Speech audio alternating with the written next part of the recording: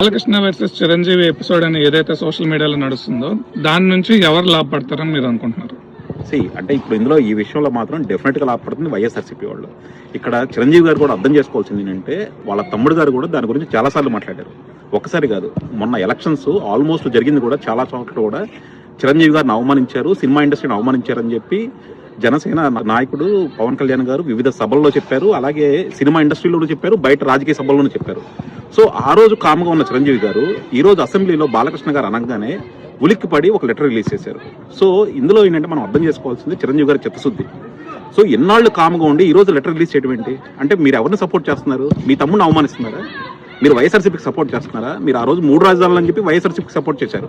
అమరావతిలో లాక్కుంటున్నారని ఆ రోజు వైఎస్ఆర్సీపీకి సపోర్ట్ చేశారు. మీరు ఓపెన్గా సపోర్ట్ చేసుకోవచ్చు. మీకు వైఎస్ జగన్మోహన్ రెడ్డి ఇష్టం ఉంటే, వైఎస్ఆర్సీపీ ఇష్టం ఉంటే మీరు సపోర్ట్ చేసుకోవచ్చు. మీ తమ్ముడిని అవమానపరచాలనుకుంటే మీరు వైఎస్ఆర్సీపీకి సపోర్ట్ చేసుకోవచ్చు. కానీ ఈరోజు బాలకృష్ణ అనే దాన్ని ఒకటి పట్టుకొని మీరు ఆ లెటర్ తీసుకొచ్చి ఈరోజు మీరు ఇచ్చేస్తున్నారు. సో మీ చిత్తశుద్ధి మాత్రం ప్రజలు డెఫినెట్గా చూస్తూ ఉన్నారు. అది మీకు కూడా అంత మంచిది కాదు. అలాగే మెగా ఫ్యాన్స్ చాలా మంది మీరు అందరూ కూడా చాలా మాట్లాడుతూ ఉన్నారు.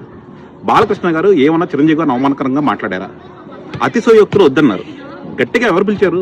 గట్టిగా ఎవడూ పిలవలేదు. అది బాలకృష్ణ గారు అన్నమాట. చిరంజీవి గారికి అవమానం జరిగిందని ఆయన క్లియర్గా చెప్పారు.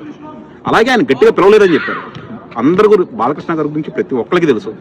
ఉన్నది ఉన్నట్టు మాట్లాడతారు. అది అసెంబ్లీ కావచ్చు, లేదంటే రాజకీయ సభ కావచ్చు, లేదంటే సినిమా ఇండస్ట్రీ సభ కావచ్చు, ఎక్కడైనా సరే ఆయన ఉన్నది ఉన్నట్టు మాట్లాడతారు. మొన్న అది కూడా చేసింది కూడా అదే. సో అటువంటి బాలకృష్ణ గారి మీద మీరు నిందలేయటం కానీ, లేకపోతే మీరు ఇష్టమైనట్టు ప్రేలాపనలు చేయటం కానీ, అసలు స్వామినాయుడు అనే ఒక మెగా ఫ్యాన్స్ ప్రెసిడెంట్ కావచ్చు, లేకపోతే మిగతా వాళ్ళు కావచ్చు, ఎంత జుగుప్సాకరంగా మాట్లాడుతున్నారు. అదే బాలకృష్ణ ఫ్యాన్స్ మాట్లాడితే మీరేమవుతారు? బాలకృష్ణ ఫ్యాన్స్ మాట్లాడలేక సమయం పాటిస్తున్నారా? సో అంతే తప్ప వైఎస్ఆర్సీపీకి మీరు అందరూ కూడా మీరు చేస్తున్నారు. అది దానివల్ల మీకు మీ మెగా ఫ్యాన్స్కి నష్టం, మెగా హీరోలకి నష్టం. అలాగే చిరంజీవి గారు వైఎస్ఆర్సీపీకి సపోర్ట్ చేస్తున్నారని